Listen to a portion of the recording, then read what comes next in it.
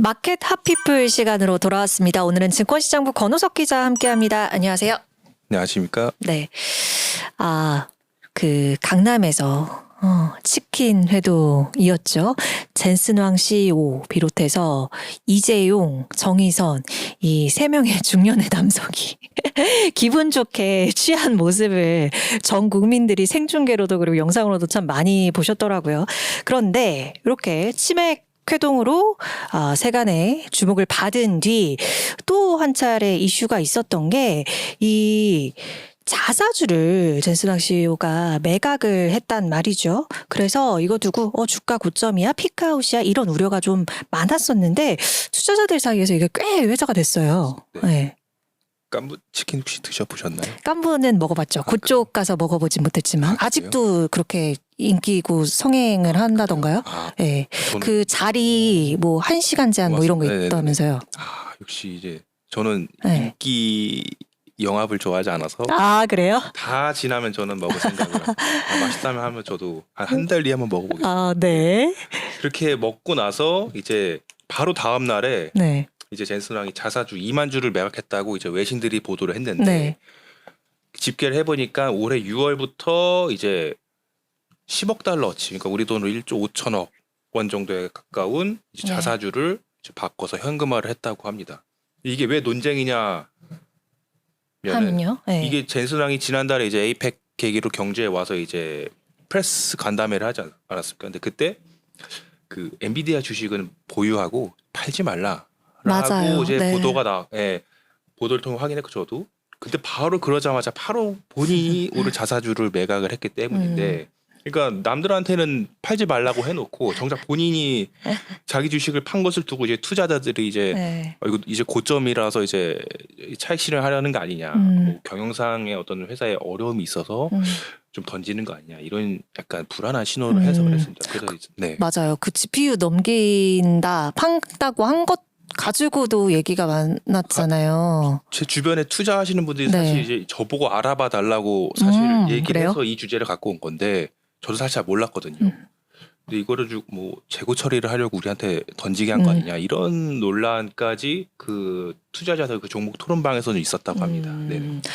근데 이게 처음이 아니에요. 저희 사실 오늘 M7 시간에 우리 구독자님들을 저랑 같이 공부하신 분들도 있고 저도 이제 속속들이 들었던 얘기인데 이게 처음은 아니잖아요. 맞습니다. 이게 사실 매년 있었던 일이고 이번에 자사주 매각한 게 사실 사전에 이미 계획한 일로서 이제 올해 3월에 이제 미국 증권거래위원회 SEC에 이제 기업 내부자 사전 거래라는 것을 제출했거든요.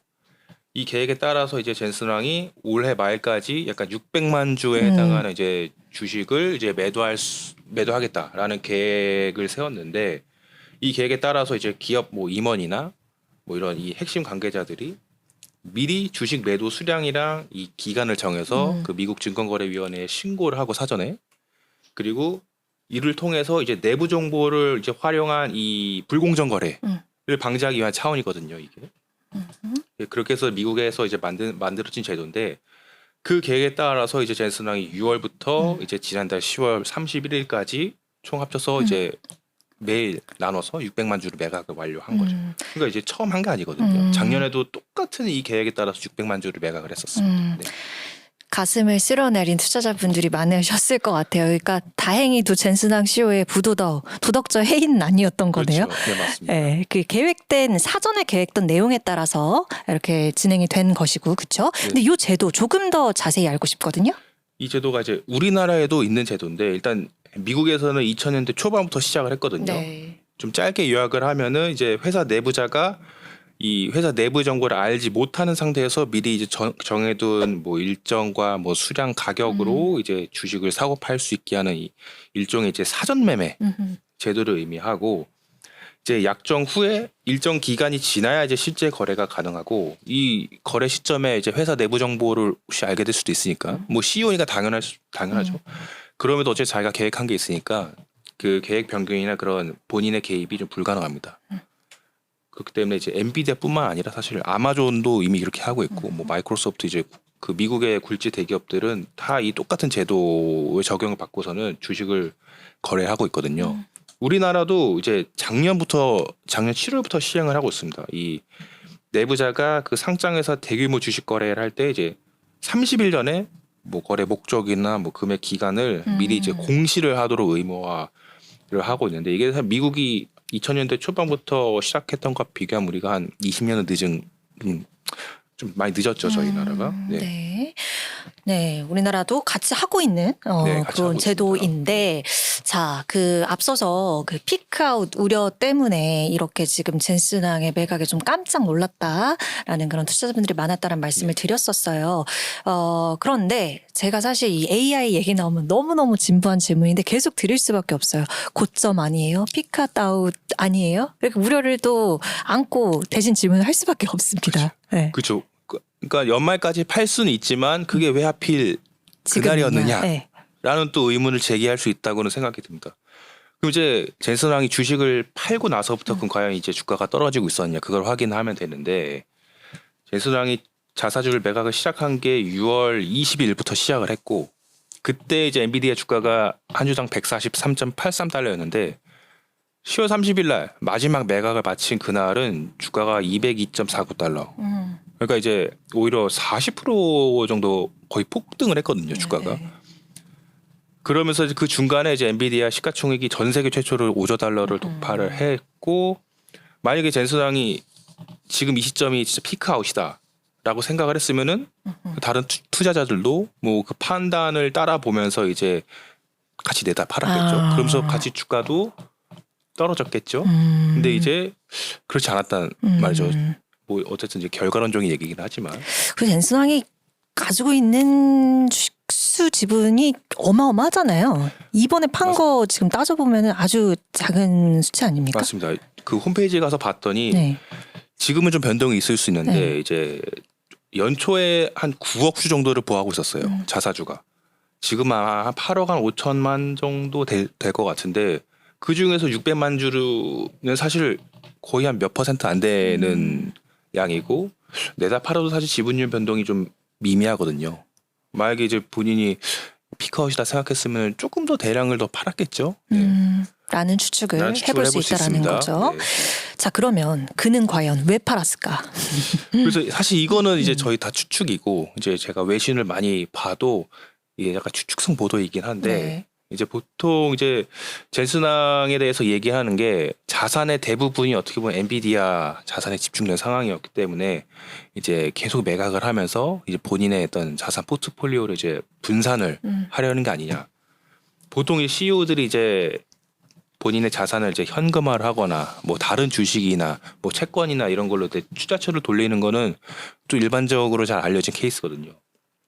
그러니까 엔비디아 주가도 많이 올랐으니까 본인도 차익 실현의 어떤 욕망도 있었겠고 이렇게 재산 관리 문제가 있을 수 있고 뭐 아니면 뭐 세금이나 상속 문제 뭐 이런 문제도 있을 수 있다는 좀 추측이 좀 나오고 있습니다. 이렇게 엔비디아가 이제 전 세계에서 시총 1위지 않습니까? 이번에 팔면서 젠슨항이 이제 세계 9위 부자로 올라섰다고 하는데 그래서 이제 블룸버그 억만장자 지수에 따르면 이제 젠슨항의 재산이 우리 돈으로 251조 원. 그래서 이제 자사주를 팔면서 610억 달러가 더 들었다고 이제 합니다. 네. 와, 대단한 숫자네요. 그러면 우리 투자자분들은 그러면 엔비디아는 지금 정도에서 이 매수를 고려해 보는 게 어떨까 이런 생각을 또 가지실 수도 있어요. 너무 많이 오르긴 했지만 뭐 AI 이 성장 개화기 초입에 있다 뭐 이런 말씀도 많이들 하시니까 어떻게 보십니까? 계속 가져가도 될까요? 또 사도 될까요? 이제 AI 거품을 논하지 않을 수가 없는데 사실 그래서 AI 거품이냐 아니냐라는 사실 뭐 보고서나 이런 분석 기사가 굉장히 많이 있는데 제가 본 것 중에서 그 미국의 뱅크 오브 아메리카가 최근에 낸 보고서가 있어요. 내용이 좀 재밌어서 갖고 와봤는데 이 90년대 후반에서 2000년대 초반에 그 닷컴 버블과 현대 지금의 AI 거품론을 좀 비교하는 보고서인데 지금의 AI 거품론이 조금 기울 수 있다. 그때랑 좀 다르다. 닷컴 때랑은 좀 다르다. 네. 몇 가지 근거가 있는데 네. 지금 기업들이 구축한 이 AI 컴퓨팅 자원을 실제로도 이 소비자들이 잘 활용하고 있다는 사실 저희가 휴대폰도 AI 기능이 있고 카톡도 이제 AI가 되고 심지어 가전 자동차도 AI가 다 이미 실생활에 다 쓰이고 있기 때문에 이것은 어떻게 보면 수요에 따른 공급일 수도 있다. 오히려 지금 공급이 부족하다는 얘기가 나오고 있기 때문에 닷컴 버블 때와는 좀 상황이 다르다. 또 다른 것은 이제 1990년대 뭐 미국 야후나 시스코 같은 그 IT 기업들 그 PER이 그때는 100이었대요. 지금 엔비디아는 PER이 내년 기준이 이제 29. 그러니까 이제 100이랑 29니까 숫자가 비교적 그래도 엔비디아가 이 정도면 합리적이다. 이 정도면 그나마 합리적이다. 그리고 이제 좀 다른 얘기인데 이제 뭐 주중 환원 정책 같은 것도 보면 이제 엔비디아는 이제 꾸준히 자사주 매입 프로그램을 진행하고 있고 미국은 이제 아시다시피 우리나라와는 달리 자사주를 바로 이제 조각을 해버리게 되기 때문에 그만큼 이제 주주 가치 높이겠다는 의지로도 보일 수 있고 그리고 이제 더 중요한 것은 이제 그 엔비디아의 펀더멘탈을 봐야 되겠죠. 이제 현지 시간으로 19일 날 이제 3분기 실적이 발표가 되는데 이제 이게 실적이 높아졌다고 해서 좋은 게 아니고 그 시장의 전망치를 더 웃도느냐가 사실 중요한 부분이거든요. 시장 컨센서스가 지금 이제 540억 달러. 3분기 한화 79조 원인데 그리고 주당 순이익은 1.24달러. 그러니까 이 시장 컨센서스를 넘느냐 안 넘느냐가 사실 이제 다음에 이제 엔비디아의 어떤 주가가 더 튀어오르냐 안 오느냐의 좀 분기점이 될 것 같고 뭐 다음 분기 가이던스 또 이제 엔비디아가 낼 텐데 그 또한 이제 시장 전망치를 웃도느냐 하회하느냐 그리고 이제 지금 중국이랑 굉장히 좀 그 거기서 반독점 그 조사도 하고 있고 수출 제한하고 있는 상황에서 중국 리스크도 언급이 나올지 그것도 상당한 이제 관심 사안으로 보입니다. 네. 자, 이 매그니피센트 세븐 기업 중에 유일하게 이번 분기 아직 실적 발표가 안 됐습니다. 일단 현재 시간으로 19일, 우리 시간으로 20일에 이제 분기 실적 발표가 있는데 지금 말씀해주신 내용과 더불어서 이 과연 기대치 또 기대치 이상을 보이는 그런 실적치를 낼 수 있을지도 체크를 해보시면서 이 오늘 엔비디아 마켓 핫피플로 젠스낭 CEO 얘기해봤고요. 저희가 마켓 핫피플 두 번째 시간일 거예요, 권은석 기자님. 저희 문득 생각난 건데 혹시 좋아하는 CEO 그냥 국내에 통틀어서 있으세요? 제가 항상 마음에 두고 있는 분이 한 그래요? 분이 계시는데 예전에 유한 킴벌리라는 회사도 출입한 적이 있어서 근데 그 유한 양행이 어떤 그 합자 회사거든요, 미국과의. 어쨌든 그 유한 양행 좀 역사를 좀 아주 심도 있게 들은 적이 있습니다. 뭐 다들 아시다시피 지금 유일한 박사님이 창업주인데 이제 국내 제약바이오 아마 매출 1위일 겁니다, 지금 아마. 심지어 그분이 독립운동도 하셨고 사회환원도 하셨고 2대 회장을 본인 가족에게 물려주지 않았습니다. 이익도 찾고 사회환원도 하고 두 마리 토끼를 다 잡으신 그래서 앞으로 이런 CEO가 나올 수 있을까라는 생각을 최근에는 이제 그 미국에 다 알고 계시는 그 팔란티어의 알렉스 카프 좀 유명합니다. 대학 무용론을 주장하시는 분인데 최근에 이제 고졸 출신 을 이제 채용한 인턴십 프로그램을 시작했어요. 학벌주의 타파하고 능력주의에만 이제 집중된 인재를 양성하겠다.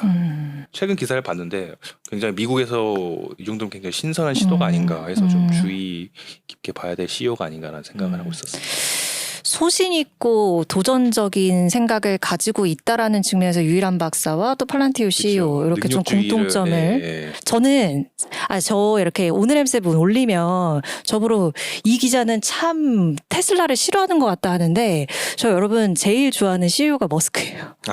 저는 무턱대고 이렇게 들이대는 스타일을 좋아하기 때문에 머스크가 후보가 있었습니다. 그래요? 네. 머스크도 사실 환원도 많이 하는 CEO이기도 하고 오늘 기사를 봤는데 위대한 CEO 10명 중에 2명은 이제 성격이 사이코패스라는 그 왜 약간 사이코패스, 소시오패스적 성격이 있어야 조금 더 능력이 출중하다 뭐 그런 얘기도 있더라고요. 혁신과 어떤 남들이 하지 못한 생각을 그럼 그 10명 중 2명, 1명이 이 사람이다? 이 머스크가 아닐까. 제가 잠깐 좋아하는 이유를 농을 쳤는데 사실은 저도 이렇게 뭔가 그 얼마 전에 뭐 인터뷰 하는데 그분이 이제 빅테크에서 경험을 해온 분이었어요. 애플에서 이제 근무하신 분이었는데 본인은 이제 창업자가 살아있는 회사에 주목을 한다고 하더라고요. 예. 그게 굉장히 인상 깊었어요. 그러니까 그만이 할 수 있는 그 사람만이 할 수 있는 그 영역이 뭔가 사람 초과의 범주다 이런 생각이 머스크는 참 많이 들거든요. 물론 뭐 언사나 행동 같은 것이 다소 거칠지만 이 역시 저의 마음을 끌었다는 점, 저는 테슬람 중에 한 명이라는 점을 얘기하고 정치만 안 하면 그분은 뭐 정치만 안 한다면은 저희가 이쯤에서 오늘 마무리를 하고 다음에 유일한 박사님 또 존경한다고 이야기를 하셨으니까 그 유한양행 스토리도 꼭 뭐 마켓 핫피플이 아니더라도 뭐 뭐 핫피플로 한번 준비를 이슈가 해주세요. 뭐가 있으면은 제가 네, 한번 좋습니다. 왠지 그 역사를 잘 듣고 오신 것 같아서 저희에게 또 이야기 풀어주십시오. 알겠습니다. 네, 고맙습니다. 감사합니다.